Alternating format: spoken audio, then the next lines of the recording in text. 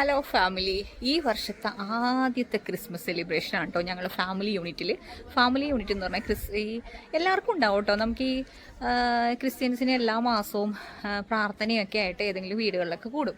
അതുപോലെ ഹിന്ദുസിനും മുസ്ലിംസിനൊക്കെ ഉണ്ട്. അപ്പോൾ ഞങ്ങൾ ആദ്യത്തെ ക്രിസ്മസ് സെലിബ്രേഷനാണ്. തൊപ്പിയൊക്കെ വെച്ചിട്ടുണ്ട്, കാണിച്ചു തരാം കേട്ടോ. ഓണം സെലിബ്രേഷൻ പറഞ്ഞ പോലെ തന്നെ ഇവിടുത്തെ ആസ്ഥാന നർത്തകികളാണ് ഈ കുട്ടികളാണ് കേട്ടോ. ഭയങ്കരമായിട്ട് എനിക്ക് ഇഷ്ടമുള്ള പിള്ളേരാണ്. വേറൊന്നുമല്ല, ഇവരെന്ത് കാര്യം ഉണ്ടെങ്കിലും ചാടി പറയും, ഞങ്ങൾ ചെയ്യാം കേട്ടോ, ഞങ്ങൾ പാട്ട് ചെയ്യാം കേട്ടോ, അല്ലെങ്കിൽ ഡാൻസ് ചെയ്യാം കേട്ടോ. അപ്പോൾ ഞങ്ങളൊരു ഓരോ തവണയും ഓരോ വീടുകളിലായിരിക്കുള്ളൂ. അപ്പോൾ അമ്മച്ചിയുടെ വീട്ടിലായിരുന്നു നമ്മൾ അതിൽ കൂടി കറങ്ങി നടക്കുന്നത് കേട്ടോ. സാരി എടുത്ത് അമ്മച്ചിയുടെ വീട്ടിൽ വെച്ചായിരുന്നു. അപ്പോൾ അത്യാവശ്യം ഒരു സ്പേസ് ഉള്ള വീടാണ് എപ്പോഴും നോക്കാറുള്ളത് കേട്ടോ. സ്പേസ് ഇല്ലെങ്കിലും നടത്താറുണ്ട്, കാരണം നമ്മൾ എന്തെങ്കിലും ആക്ടിവിറ്റീസൊക്കെ നടത്തുള്ളൂ. അപ്പോൾ എല്ലാവരും റെഡും വൈറ്റും കോമ്പിനേഷനിലാണ് കേട്ടോ വന്നത്. അപ്പോൾ ഈ ക്രിസ്മസ് സെലിബ്രേഷൻ എപ്പോഴും നമ്മളൊരു കേക്ക് കട്ട് ചെയ്യും, പിന്നെ എന്തെന്നാ നമ്മൾ സ്നേഹസമ്മാനം, ക്രിസ്മസ് ഫ്രണ്ട് എന്നൊക്കെ പറഞ്ഞ സംഭവങ്ങളൊക്കെ ഇല്ലേ, അതൊക്കെ നമ്മളങ്ങ് കൈമാറും കേട്ടോ. അതിൽ വിലയോ കാര്യങ്ങളോ ഒന്നുമല്ല, നമുക്ക് കിട്ടുന്നത് എന്താണെങ്കിലും അതൊരു നമ്മൾ അവരെ ഓർക്കണം എന്നുള്ളതാണ് എല്ലാവരും പറഞ്ഞ് കേട്ടിരിക്കുന്നത്. അതായത് നമ്മൾ ആ ക്രിസ്മസ് സെലിബ്രേഷന് നമുക്ക് കിട്ടുന്ന ക്രിസ്മസ് ഫ്രണ്ടിന് വേണ്ടിയിട്ട് നമ്മൾ പ്രത്യേകിച്ച് എടുത്ത് പ്രാർത്ഥിക്കണം എന്നൊക്കെയാണ് കേട്ടോ ഞാൻ കേട്ടിരിക്കുന്നത്. എനിക്ക് ഈ നാട്ടിൽ വന്നു കഴിഞ്ഞപ്പോൾ, അതായത് മുമ്പൊക്കെ വാടകയ്ക്ക് താമസിക്കുന്ന സമയത്ത് നമ്മൾ ഫാമിലി യൂണിറ്റിലൊക്കെ ജോയിൻ ചെയ്യുമെങ്കിലും നമ്മൾ പിന്നെ ആ വാടക വീട് മാറുമ്പോൾ ആ ഒരു ഫാമിലിനെ നമ്മൾ മിസ് ചെയ്യല്ല, അത്രയും ആൾക്കാരെ മിസ് ചെയ്യും, അടുത്ത യൂണിറ്റിൽ ചേരും. പക്ഷേ സ്വന്തമായി വീട് വന്നപ്പോഴും ഏറ്റവും ആദ്യം ഞാൻ ചെയ്തത് റെസിഡൻസിലും ഫാമിലി യൂണിറ്റിലും ചേരുവാണ്. കാരണം എനിക്ക് ഇങ്ങനെയുള്ള കാര്യങ്ങളൊക്കെ ഭയങ്കര ഇഷ്ടമാണ്. കാരണം നമുക്ക് ഒരു കുടുംബം പോലെ എല്ലാ മാസവും നമുക്ക് കുറേ കാര്യങ്ങളൊക്കെ പറഞ്ഞിരിക്കാനും ഒക്കെ ഒരു നല്ലൊരു സംഭവമായിട്ട് എനിക്ക് തോന്നിയിട്ടുണ്ട്. ഞങ്ങളുടെ ആനന്ദച്ചനാണ് വരുന്നത്.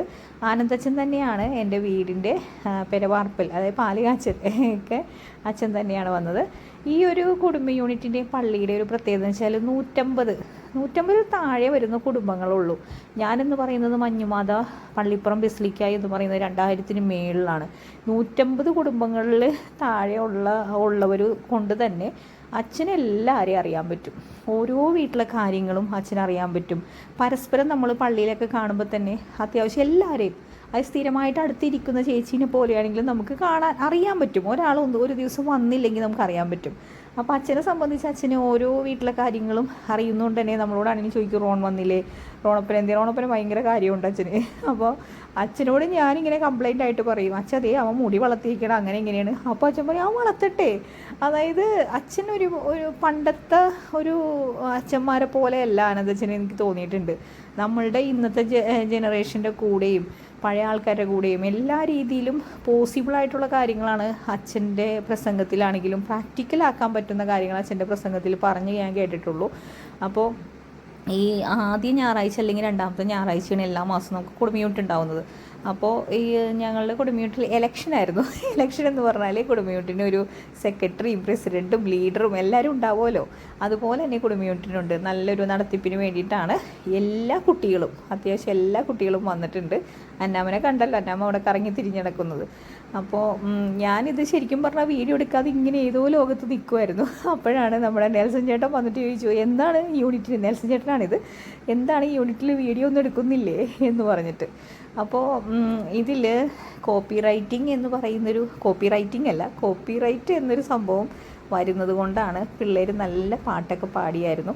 അതൊക്കെ ഒന്നും നമുക്ക് കേൾപ്പിക്കാൻ പറ്റാത്തത്. യൂട്യൂബിന് പുറത്തുനിന്നുള്ള പാട്ടുകളൊക്കെ വന്നു കഴിഞ്ഞാൽ കോപ്പി റൈറ്റ് വരും. ഓട്ടോമാറ്റിക് നമ്മൾ ഈ വോയിസ് ചെയ്തത് ഉൾപ്പെടെ എല്ലാം അങ്ങ് മ്യൂട്ടായി പോകും.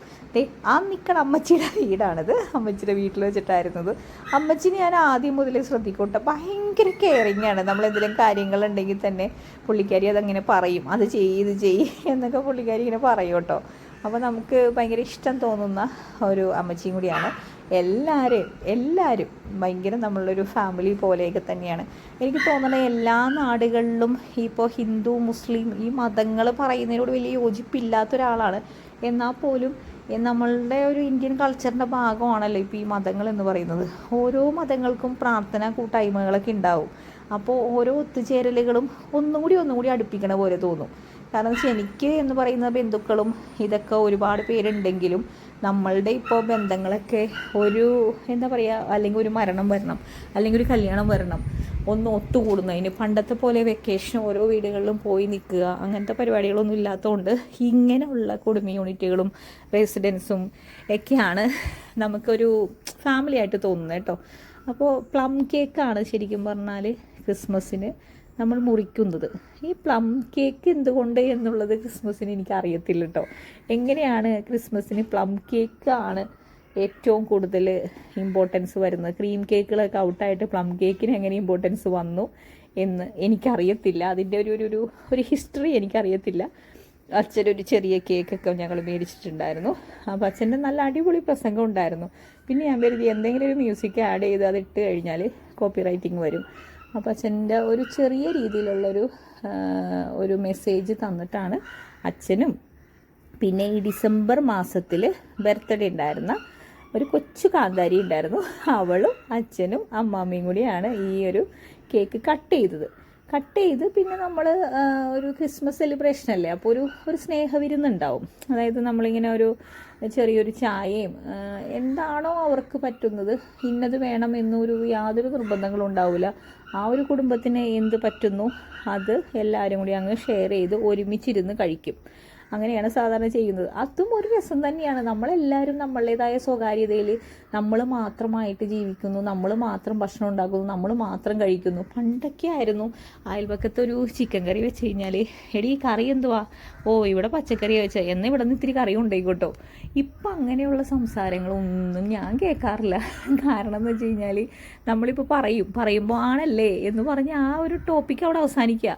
അതേസമയം നമ്മളിപ്പോൾ പിറ്റേ ദിവസം ജോലിക്ക് പോകുന്നു, അടുത്ത വീട്ടിൽ വിളിച്ചു ചോദിക്കും, എടി അവിടെ എന്താ കറിയുള്ളേ, ഇവന് നാളെ കൊണ്ടുപോകാൻ കറിയൊന്നുമില്ല, ജോലി കൊടുത്തൂടെ, അതിനെന്താ ഇവിടെ നിന്ന് കൊണ്ടുപോയിക്കോ. അങ്ങനെയുള്ള കാര്യങ്ങളെല്ലാം ഇന്നില്ല. കാരണം ഒരു വീട്ടിൽ എന്താണ് ഉണ്ണാനും ഉടുക്കാനും ഉണ്ടോ എന്ന് പോലും അറിയാത്തൊരു അവസ്ഥയിലാണ് നമ്മൾ ജീവിച്ചുകൊണ്ടിരിക്കുന്നത്. കാരണം ഈ ക്രിസ്മസിന് എനിക്ക് തോന്നിയത് നമ്മൾ ഒരുപാട് ആഘോഷങ്ങൾ ചെയ്യണം. ആഘോഷങ്ങൾ അവനവന് പറ്റുന്ന രീതിയിൽ എല്ലാ ആഘോഷങ്ങളായിക്കോട്ടെ, ഒരാൾക്കെങ്കിലും നമുക്ക് അവർക്കൊരു സാമ്പത്തികമായിട്ടോ വേറെ ഒരു മെൻ്റലി സ്ട്രെസ്സായിട്ടിരിക്കുന്ന ഒരാൾക്കോ അല്ലെങ്കിൽ ശാരീരികമായിട്ട് ബുദ്ധിമുട്ടുള്ള ഒരാൾക്കെങ്കിലും നമുക്കൊരു സഹായമാകാൻ സാധിക്കട്ടെ എന്നാണ് ഞാൻ ആഗ്രഹിക്കുന്നത്. ഞാൻ ഈ പ്രസംഗിക്കുന്ന ആൾ ഞാൻ ഒരുപാട് കാര്യങ്ങൾ ചെയ്യാറുണ്ട്. എനിക്കങ്ങനെ വിളിച്ചു പോയി പറയാനായിട്ട് താല്പര്യമില്ല. പക്ഷേ ഞാൻ ഈ ക്രിസ്മസിനും എല്ലാ ക്രിസ്മസിനും പറ്റുന്ന രീതിയിലുള്ള എല്ലാ കാര്യങ്ങളും ചെയ്യാറുണ്ട്. ആ സ്നാക്സ് വന്നതാണ് കേട്ടോ.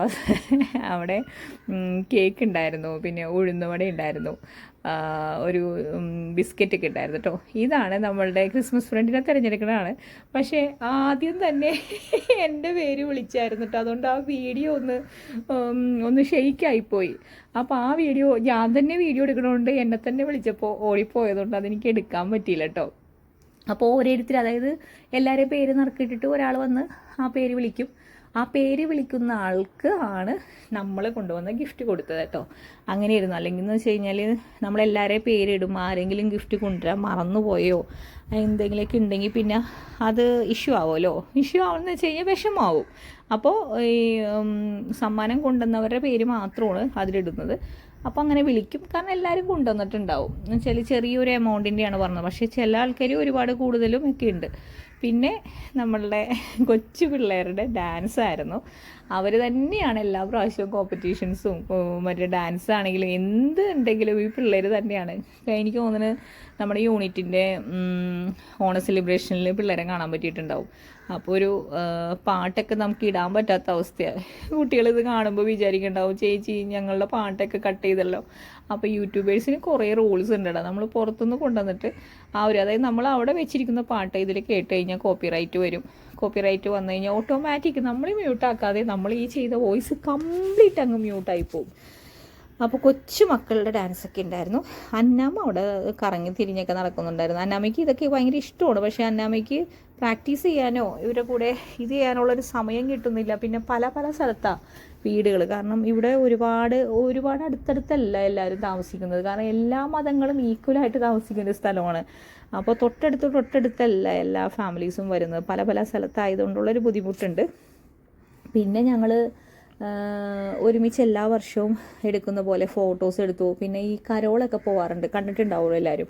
അപ്പോൾ കരോളിൻ്റെ കുറച്ച് കാര്യങ്ങളൊക്കെ തീരുമാനിച്ചായിരുന്നു. പിന്നെ നമ്മുടെ പള്ളിയിൽ വെച്ചിട്ട് കുറേ കോമ്പറ്റീഷൻസൊക്കെ നടക്കും. കരോളിൻ്റെ ഉണ്ടാവും, പിന്നെ പപ്പാജി മത്സരമുണ്ട്, പിന്നെ പാട്ട് മത്സരം, അങ്ങനെയൊക്കെ കുറേ കാര്യങ്ങൾ ഈ ക്രിസ്മസ് എന്ന് പറയുന്നതിനോടനുബന്ധിച്ച് ഭയങ്കര ആഘോഷമാണ്. ശരിക്കും പറഞ്ഞാൽ ഒരു 20-ാം തീയതി മുതൽ എല്ലാ സ്ഥലത്തും ഭയങ്കര ആഘോഷവും കാര്യങ്ങളൊക്കെയാണ്. അപ്പം ഞങ്ങൾ ഒരുമിച്ച് നിന്ന് എല്ലാവരും ഓരോ ഫോട്ടോ ഒക്കെ എടുത്ത് അങ്ങനെ വീട്ടിലേക്ക് വന്നു. അന്നമ്മയ്ക്കാണ് ഈ സമ്മാനപ്പൊതി പൊളിക്കണത് ഭയങ്കര ഇഷ്ടമാണ്. വേഗം തന്നെ മാന്തി പറിച്ച് എന്താണ് സമ്മാനം കിട്ടിയതെന്നൊക്കെ പറഞ്ഞിട്ട്, സമ്മാനത്തിലൊന്നും അല്ലട്ടെ കാര്യം, നമുക്ക് ആ തരുന്ന ഒരു സ്നേഹം, നമ്മളെ ഓർത്ത് അവർ വാങ്ങുന്നൊരു കാര്യം, അത് ചെറുതോ വലുതോ ആയിക്കോട്ടെ, അതിൽ അത്രയും സന്തോഷവും. ഈ സമ്മാനം തന്ന ആൾക്ക് വേണ്ടിയിട്ട് ഈ മാസം കുറച്ചും കൂടി കൂടുതലായിട്ട് പ്രാർത്ഥിക്കാനുള്ള ഒരു അവസരവും എനിക്ക് കിട്ടി. അപ്പോൾ സമ്മാനത്തിൻ്റെ വലിപ്പത്തിലോ ചെറുപ്പത്തിലോ അല്ല, അന്നമ്മക്ക് ഭയങ്കര ഇഷ്ടപ്പെട്ടു. അപ്പോൾ ഇത്രയൊക്കെ ഉള്ളൂ, കുഞ്ഞ് ക്രിസ്മസ് സെലിബ്രേഷൻ ആയിരുന്നു കേട്ടോ.